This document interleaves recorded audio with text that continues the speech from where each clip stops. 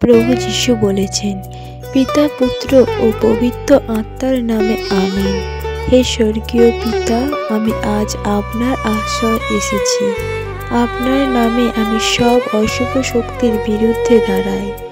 যে শত্রু গোপনে আমার ক্ষতি করতে চায়, যে ফাঁদ পেতে রেখেছে আমার জন্য, আপনি যেন তা নিজেই ধ্বংস করে দেন। হে ঈশ্বর, আপনার আশীর্বাদে যেন আমার জীবন ঘিরে থাকে সুরক্ষার দেওয়াল।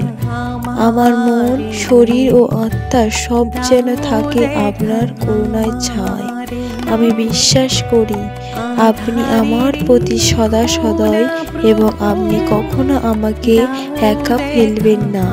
সত্য কোনো পরিকল্পনা যেন সফল না হয়।